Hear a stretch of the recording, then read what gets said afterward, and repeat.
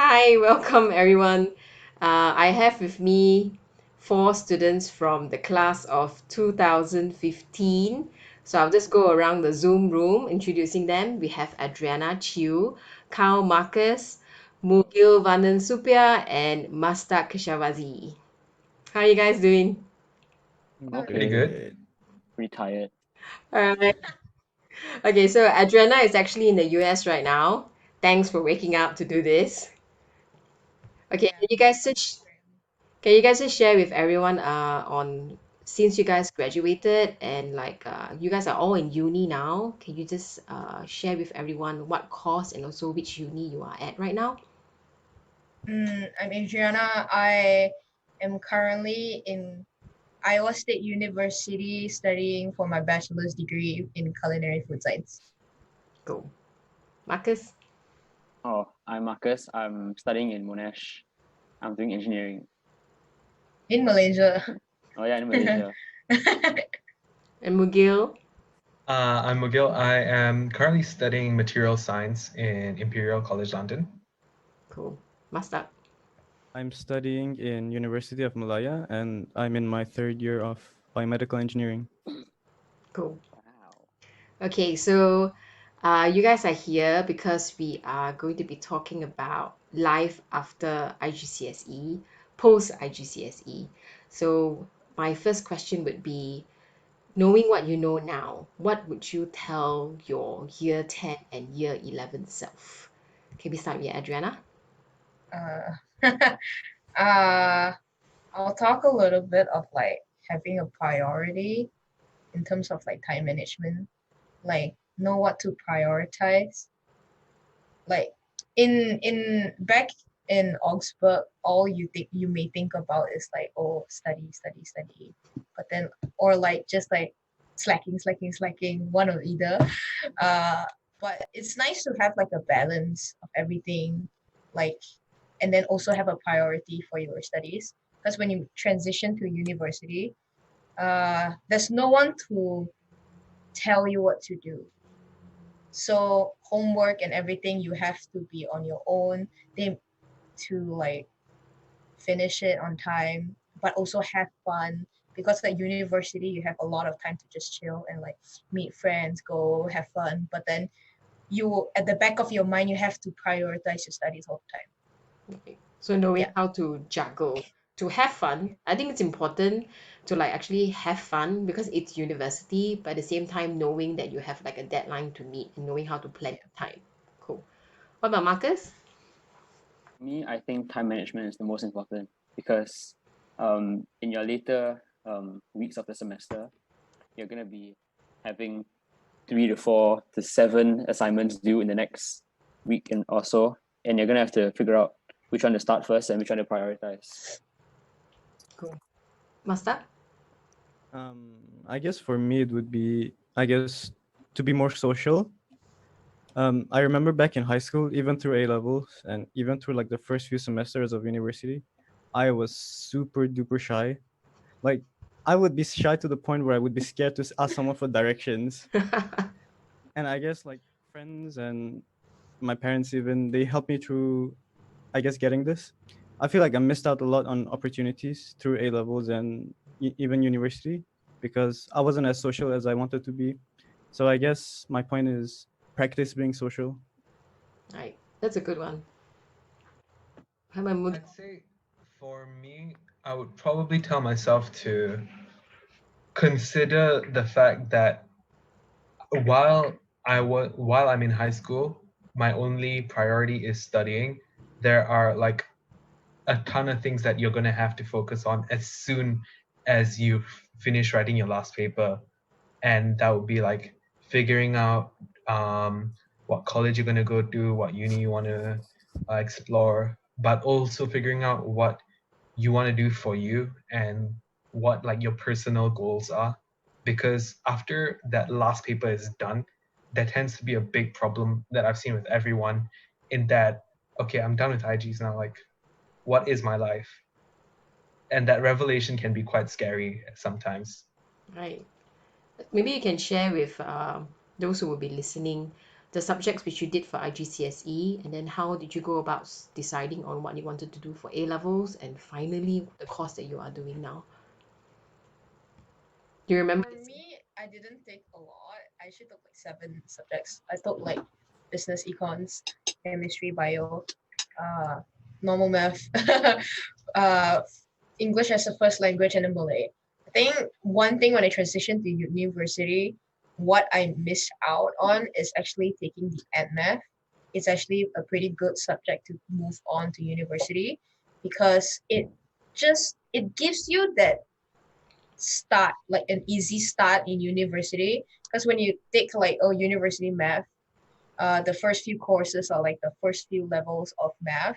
It's basically IGCSE at math, or like even lower than IGCSE at math. So like having that subject in IGCSE is actually pretty helpful when you transition to the university. All right. So Mazdak and Mugil actually took ed math. Can you guys add on that, like your selection of subjects in O levels? How did it help you in your A levels and also in uni? Maybe we can start I with also, Mugil. Mazdak? sorry. Yeah, Mazdak. Okay. I also took 7 subjects also, only, same as Adriana. It was the normal science stream subjects, Mm-hmm. English as a But you first language, and ed math, and econ also. I guess I was already pretty set on what I wanted to take in A levels, so I didn't need to like take all the extra subjects. Mhm. I knew I wanted to go into the science stream, and of course, as Adriana said, ed math is very important. At least it is to people who want to go through science stream based courses, Mhm. because it helps, not only helps a lot in A levels and university, it's also one of the requirements for many of the courses. Right. Okay. Maybe Mugil, you can start. For me, I did 10 subjects. So biophysics, chemistry, maths, maths, English, English literature, Malay, business studies, and econs. Mhm. Mostly because I literally had no idea what I was going to do. So I wanted to keep my options open as much as possible. But I had a general leaning towards science, so I knew I needed to do that and math for me to be able to qualify to do math in the college I wanted to go to. Right. Okay. So Mazdak at 7, Adriana at 7, Mugil at 10, and Marcus? I took 9. Redo the whole thing. All right. You I took took the three 3 sciences. sciences. Math, literature, English, BM. econs, business studies, and Malay. Yeah. 9. All right. Yeah, I didn't take ed math, but somehow I'm in engineering now. That's because in high school I wanted to do medicine at first. I was like so set on doing medicine. So I entered A levels without math as well. And then at the end of it, Yeah. I decided I didn't want to do ed math anymore. I didn't want to do medicine anymore. So I decided to try to enter engineering. But I couldn't enter because I didn't take any math in A levels or anything. Mm.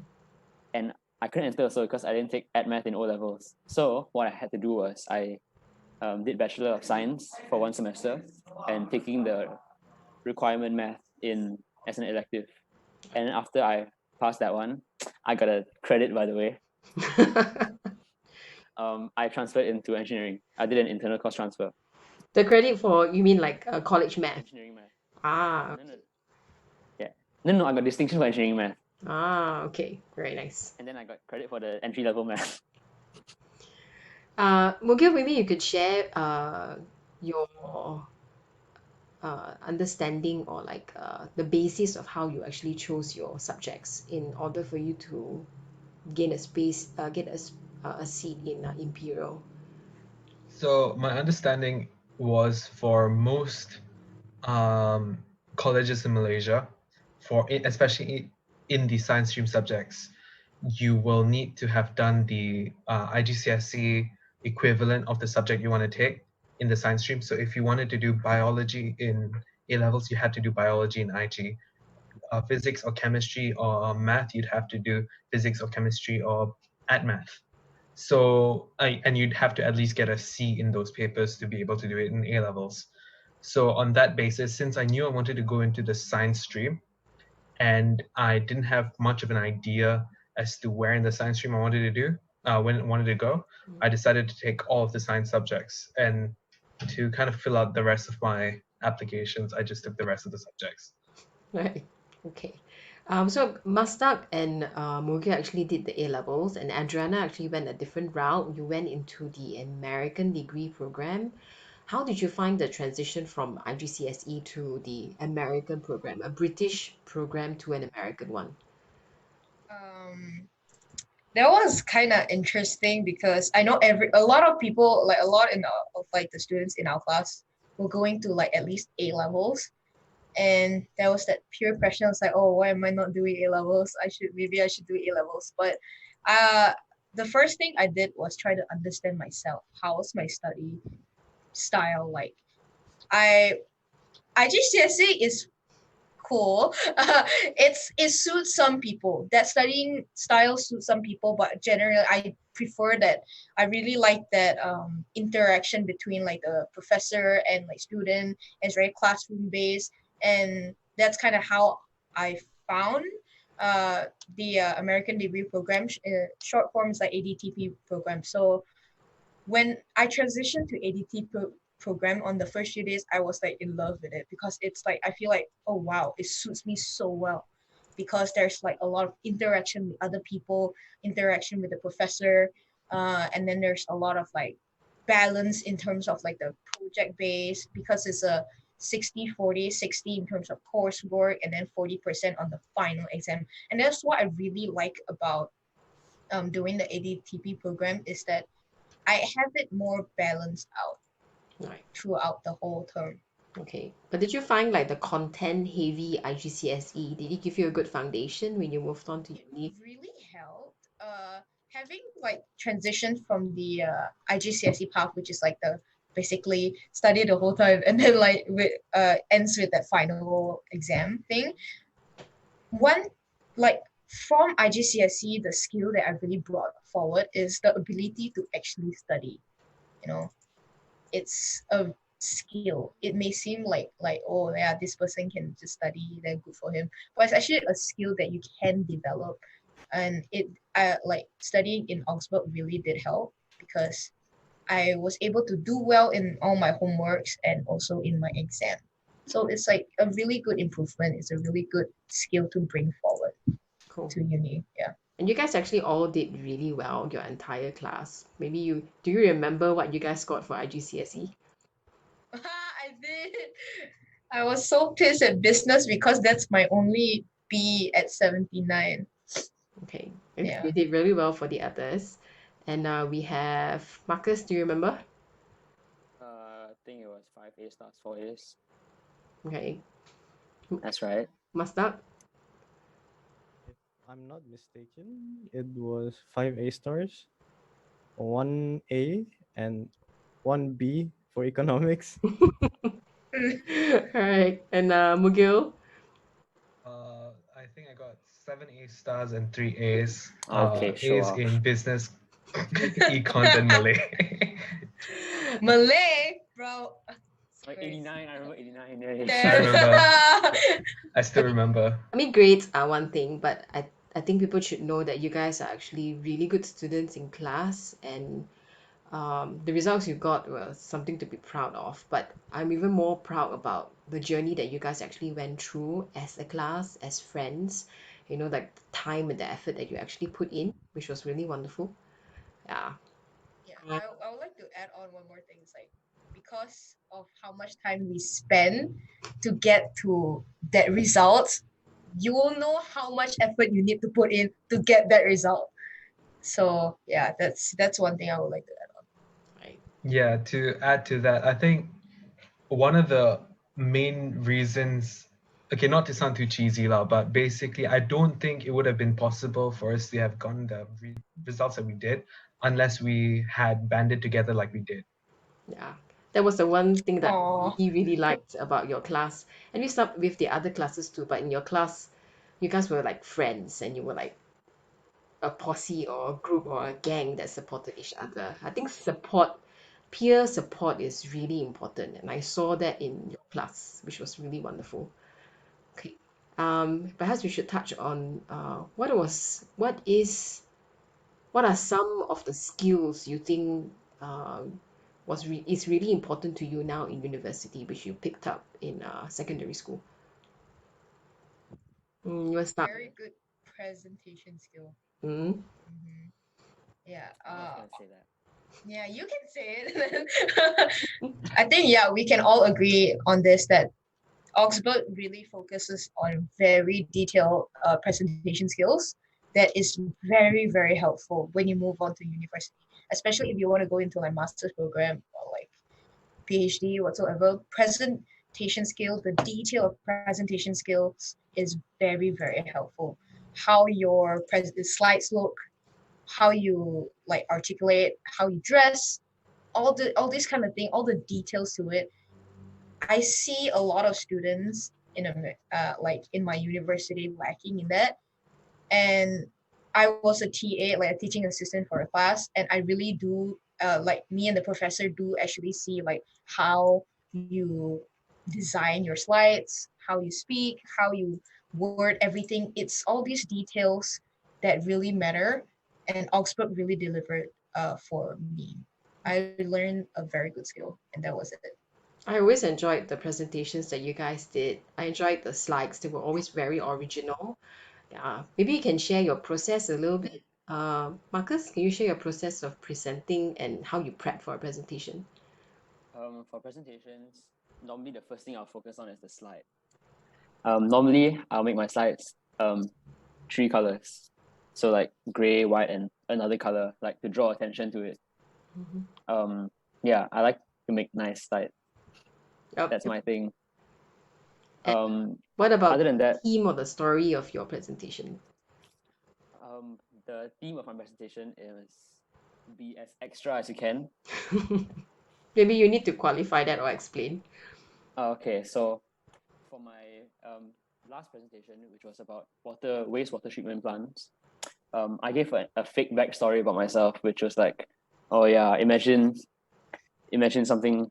I'm going to describe that part because I forgot what I said, but it was really cool. Okay.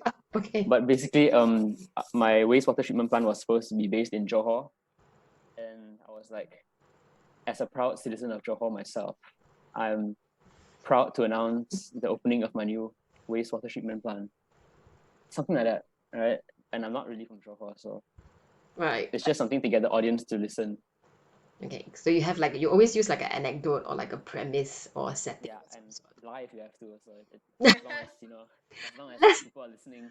That's what I said lie, but I mean, it's good to create like a story or like something that you would connect with like the audience, right? Okay, want to add on that? Yeah, I'd say pretty much my experience is, I'd say, threefold. So it's not threefold, like three-pronged, but basically every like presentation has to start with the research. And I think this is some place where a lot of people fail in because they just go straight to Wikipedia and like that's it. But something a lot of professors and lecturers are gonna really, really like grill you for are where you got your information. So having proper references at the end of your slides and things like that is so like important. But besides that, being able to gather a large amount of data and like process it together is like the first step. Then follow that with, like Marcus said, having really good looking slides, because if you have too much data, too much pictures, or it looks ugly, people are just gonna like stare at you like, what have you built? What have you brought to me? Like at the end of the day, your slides are just a tool. You're supposed to be giving the presentation. So they should be looking at you and referring to the slides to check what you said. And on that note, you shouldn't be looking at your own slides at the same time. So that's where like the last part is, which is presentation skills. So the act of physically presenting to people the entire story start to finish, where you craft this entire narrative like start to finish, like what was your journey when you were exploring this certain topic, how do you best convey the information. And that entire process is something that was really like out like drilled into us in year 10, year 11. Right. And Mazdak, I remember your presentations. They were always a little bit formal and serious. Um, a little bit academic as well. So how did you develop your style? I guess my style in high school was like I was super shy, so I had nothing to fall back on other than the data itself. So that's why he was always so formal. But I would say now that I'm a bit more how to say, a bit more sociable, a bit more confident.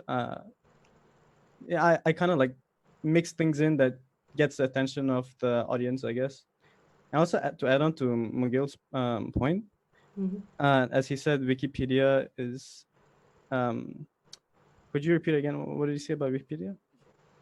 Basically, that like most people tend to just go straight to Wikipedia to get the information, which I mean, we all do it, but at the end of the day, they don't like delve deeper into the sources. Right. Yeah. I wanted to bring attention to that. Wikipedia itself, as a source, is not a very good idea, but to get like a general understanding and to, I guess, delve deeper into the resources that's given to you by Wikipedia, it's a decent choice.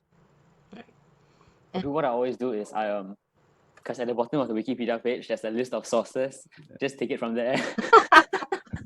Yeah, I mean, that's not even like cheating or anything because you're directly going to those original sources, getting the information and getting it into your presentation. So that's pretty much how it should be. Wikipedia is a good starting point just to get like a summary, understand it, then just go to that citation at the bottom. It really helps. Yeah.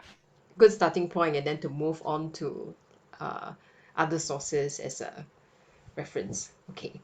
It's good that you guys raised the point also about going to the bottom of Wikipedia to make sure that you actually look at other stuff. That could be a good starting point.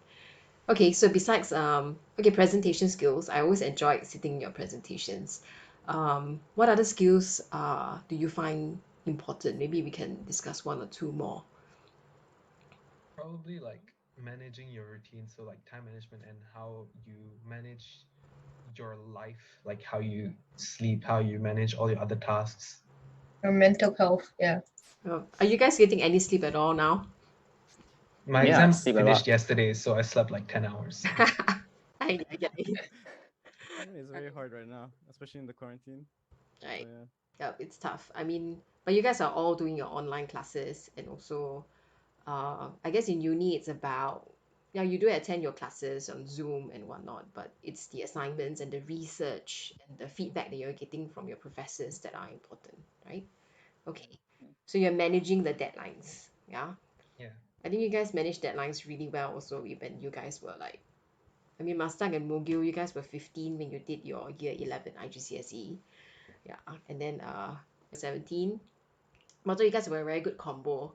Uh, being as young as you are, as young as you were then, I think you guys manage your deadlines really well with your assignments and your homework and your presentations and whatnot. Right. Okay, so I think hmm? I also like to mention because of how our classroom is, we have like me and Marcus, the older generation people, like we were 17 when we did the IGCSE, and then we have the really young ones like Mugil. I think you did it when you were 16, right? Or is that 14 or 15? 14. That math 14. doesn't check out. Dude. Yeah, one Yeah. of it. They were really young, and so like having this difference in numbers and ages like really allowed us to like adapt to like different people, and that was also a good skill to bring onto university. Like just working with different kinds of people, different style of people, and different ages of people. Because university, you have people like Mugil already like what going into university at 15 or 16, one of it, and then you have like me and Marcus, typical people, 18 years old going in. Then you have like different ages.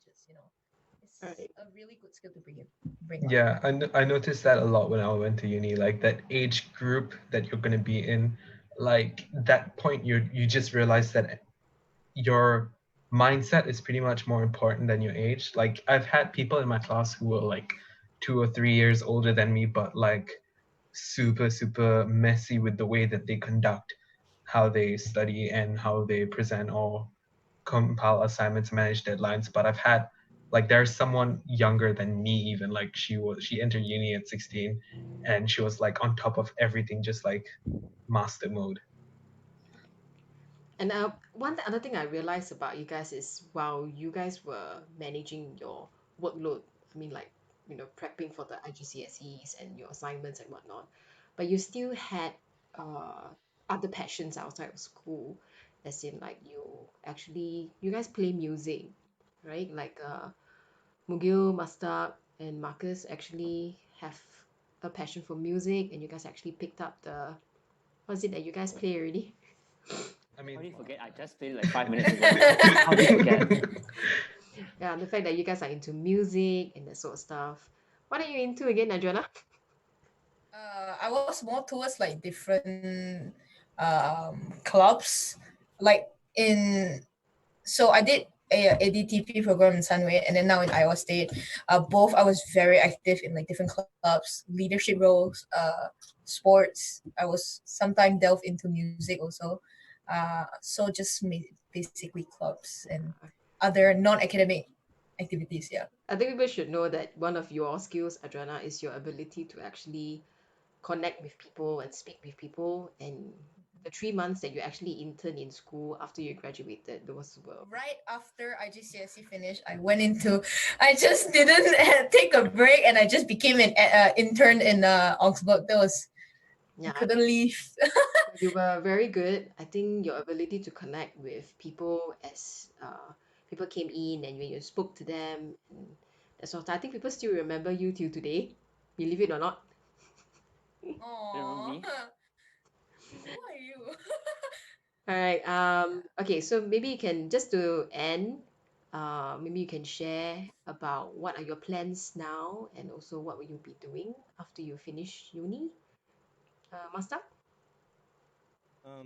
Right now I'm in my third year, so probably next year I'm going to be finishing my bachelor, if somehow it doesn't get delayed. Um, After that, I am looking to get hopefully a scholarship for a master program in Germany. And after that, if it's successful, I get to go there and study.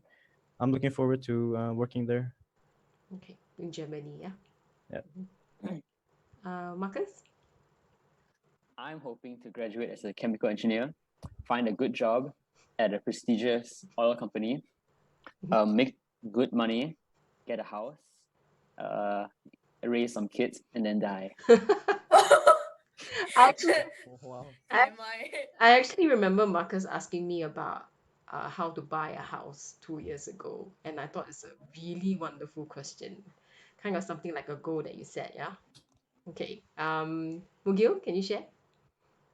so probably as soon as my master's finished, I plan on specializing in biotechnology, bionics, nanotechnology, and I plan on working in Malaysia because like I've seen what there is out there and I kind of prefer it here. So yeah, after I get a good, decent job doing something that's interesting to me because there's so much to explore in materials. So probably settle in Malaysia with something that I enjoy doing.